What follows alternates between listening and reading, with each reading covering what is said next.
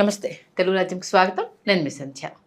తమిళ super star Dhanush పరిచయం అక్కర్లేని పేరు. ఈ మధ్య స్ట్రైట్ తెలుగు ఫిల్మ్స్ ద్వారా కూడా మన తెలుగు ప్రేక్షకుల్ని ఎలా అలరిస్తున్నారో మనం చూస్తున్నాం.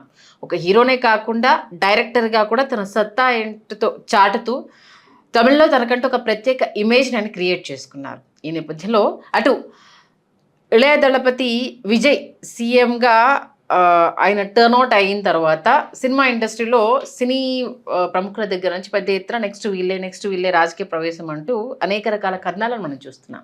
ఈ కోవలోనే తాజాగా తమిళ ఇండస్ట్రీలో ధనుష్ రాబోయే రోజుల్లో రాజకీయాలకు రాబోతున్నారన్న వార్త తెగ హల్చల్ చేస్తోంది. ఎంతవరకు నిజం తెలుసుకునే ప్రయత్నం చేద్దాం. చరిత్రకారులు, సినీ రాజకీయ విశ్లేషకులు చిలగడ శ్రీకాంత్ గారు మనతో ఉన్నారు. ఆయన మాటల్లో. శ్రీకాంత్ గారు నమస్తే.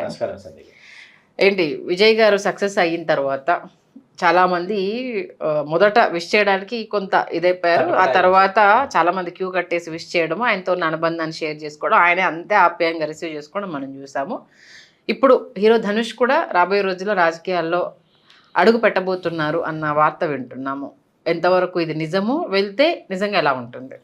విజయ్ గారు రాజకీయ పార్టీని ప్రకటించడానికి ముందు 10 సంవత్సరాల పాటు విఎంఐ విజయ్ మక్కల్ ఇలయం అని చెప్పేసి ఇలయమార్ ఇదయం ఆయన 10 సంవత్సరాల పాటు సేవా కార్యక్రమాలు నిర్వహించారు. చాలా పెద్ద ఎత్తున ఆయన ఏంటంటే గ్రౌండ్ రియాలిటీలోకి వెళ్ళిపోయి గ్రౌండ్లో ఆ గ్రౌండ్ చాలా చాలా అంటే చాలా పటిష్టంగా ఆయన పునాదిని ఆయన బలోపేతం చేసుకున్న తర్వాత ఆయన రాజకీయ పార్టీ 2026 ఎన్నికల కేంద్రంగా ఆయన ప్రకటించి ఆయన ఒక్కసారిగా ముఖ్యమంత్రి కావడం అనేది చాలామంది సామాజిక రాజకీయ విశ్లేషకుల్ని సైతం విస్మయపరిచింది. అయితే ఇక్కడ రజనీకాంత్ గారు, కమల్ హాసన్ గారు, విజయ్ గారు, ధనుష్ గారు నలుగురిని తీసుకుంటే నలుగురిలో మీకు విపరీతంగా మాస్ ఫాలోయింగ్ ఉన్నటువంటి వాళ్ళు రజనీకాంత్ గారు, విజయ్ గారు, ధనుష్ గారు. ధనుష్ గారు మాస్ ఫాలోయింగ్ ఎట్టి పరిస్థితుల్లో తమిళనాడులో మనం కొట్టిపారేయడానికి వీలైనటువంటి పరిస్థితి. అవును. ఆ మాస్ ఫాలోయింగ్ ఏ స్థాయిలో ఉంది అంటే ధనుష్ గారు తెలుగులో ఆయన సినిమాలు ఎప్పుడు డబ్బు అవుతాయా తమిళ సినిమాలు అనేటటువంటి పరిస్థితి. తర్వాత ఆయన గొంతుకులో ఆయన పాటలు కూడా చాలా బాగా పాడతారు. ఆయన గొంతుకులో పాటలు విందాం అనుకునేటటువంటి అభిమానులు. ఆయన దర్శకత్వం చేస్తే అసలు ఇష్టాలతో సంబంధం లేకుండా రాయన్ అనే సినిమాకి మన వాళ్ళు తమిళం కంటే తెలుగులో ఆ సినిమా బాగా ఆడినటువంటి పరిస్థితి. అట్లా ఏంటంటే ధనుష్ గారికి ఒక మాస్ ఫాలోయింగ్ అనేది ఏర్పరచుకున్నటువంటి హీరో అక్కడ. ఇప్పుడు అక్కడ కొత్త దారుల్ని విజయ్ గారు వీళ్ళకి చూపించారని చెప్పచ్చు. ఎందుకంటే ఒక సామాజిక కార్యక్రమాలు 10 సంవత్సరాల కాలం నిర్వహించి 10 సంవత్సరాల కాలం పాటు ప్రజలలో పూర్తిగా వాళ్ళతో మమేకమయ్యి ఆ సేవా కార్యక్రమాలలో మనం నిమగ్నమయ్యి ఆ తర్వాత రాజకీయాల్లో ప్రవేశించాలి అనుకునేటటువంటి ఒక మార్గం ఏంటంటే మీకు విజయ్ వేశారని మనం అనుకోవచ్చు. మనం డిఎంకే, ఏఐడిఎంకే ఖచ్చితంగా చాలా బలంగా తమిళనాడులో ఉన్నాయి, లేవని చెప్పడానికి లేదు. కానీ ఈ రెండింటికంటే ఒక ప్రబలమైన శక్తిగా మూడో ప్రత్యామ్నాయంగా రెండింటిని తలమించి తలదన్ని ఎదగడానికి విజయ్ చేస్తున్నటువంటి ప్రయత్నాన్ని కూడా మనం కొట్టిపారేయడానికి వీల్లేదు. అట్లాగే మీకు గతంలో కరుణానిధి గారు కావచ్చు, ఎంజి రామచంద్రన్ గారు కావచ్చు, జయలలిత గారు కావచ్చు. జయలలిత గారు ఎంజీఆర్ గారితో కలిసి ఏఐడిఎంకేలో తన ప్రయాణాన్ని ప్రారంభించారు. ఎంజి రామచంద్రన్ గారు అంత క్రితం కరుణానిధి గారు వాళ్ళిద్దరూ డిఎంకేలో తమ ప్రయాణాన్ని ప్రారంభించారు. డిఎంకే పునాదులు కానీ దాని అస్తిత్వం కానీ దాని భావజాలం కానీ పూర్తిగా వేరు. తమిళనాడులో పూర్తి స్థాయి రాజకీయ ఆవేశాలు ఏవైతే ఉంటాయి, రాజకీయ సిద్ధాంతాలు ఏవైతే ఉంటాయి, భావజాలం ఏదైతే ఉంటుందో, భావావేశాలు ఏవైతే ఉంటాయి, వాటన్నింటినీ అవపాసన పట్టినటువంటి పార్టీ డిఎంకే అనమాట. ఆ భావజాలం నుంచి వచ్చారు. కానీ సేవా కార్యక్రమాలు పూర్తి స్థాయిలో నిర్వహిస్తూ 10 నుంచి 15 సంవత్సరాలు విజయ్ గారు సేవా కార్యక్రమాలు ఆయన అభిమానులు నిర్వహిస్తూనే వచ్చారనమాట.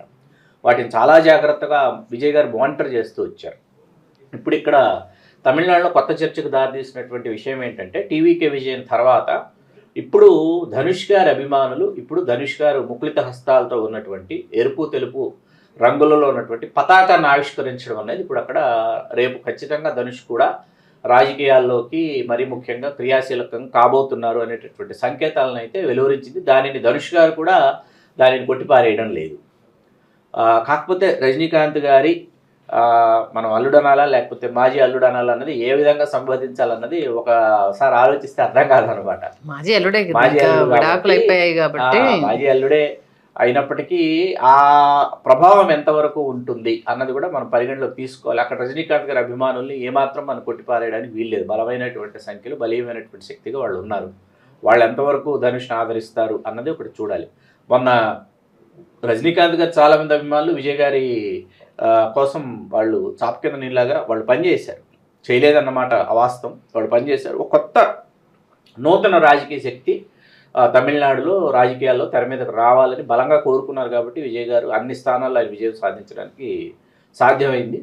ఖచ్చితంగా ధనుష్ గారు రాణిస్తారని చెప్పచ్చు. ఎందుకంటే ప్రజల యొక్క నాడి తెలిసిన వాడు, ప్రజాభీష్టం మేరకు నడుచుకోగలిగినటువంటి ఆ భావజాలం ఉన్నటువంటి వాడు, ఆ పద్ధతులు ఆ నడవడిక ఉన్నటువంటి వాడు కాబట్టి అతను చేస్తున్నటువంటి పాత్రలు కావచ్చు, ఎంచుకుంటున్నటువంటి కథలు కావచ్చు, అవి కూడా ఏమాత్రం సామాన్యమైనటువంటి కథలు కాదు, సాధారణమైనటువంటి పాత్రలు కాదు. చాలా శక్తివంతమైన తెర మీద ఏంటంటే తనను తాను ఎవరైనా సరే ప్రతిబింబించుకునేటటువంటి పాత్రల్ని ధనుష్ కూడా పోషిస్తున్నాడు అన్న విషయం మనం ఇక్కడ మర్చిపోకూడదు.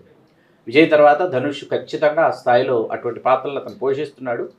కులము, మతము, వర్గము, ప్రాంతము వీటన్నింటికి అతీతంగా అతనికంటూ ఒక అభిమానుల యొక్క బలం అయితే ధనుష్కు ఉంది. ధనుష్ ఖచ్చితంగా రాణిస్తాడని మనం భావించవచ్చు అతను ఆ దిశగా ప్రయాణం చేస్తే.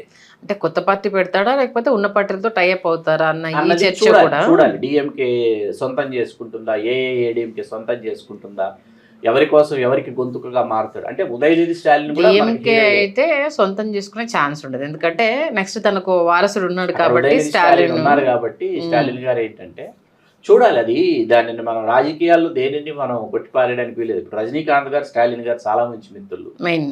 రజనీకాంత్ గారు ఉదయనిధి స్టాలిన్ బలం సరిపోదేమో, ధనుష్ లాంటి వాడిని తీసుకొని స్టాలిన్ గారికి చెప్పినా చెప్పచ్చు, మనం ఆశ్చర్యపోవాల్సిన పని లేదు.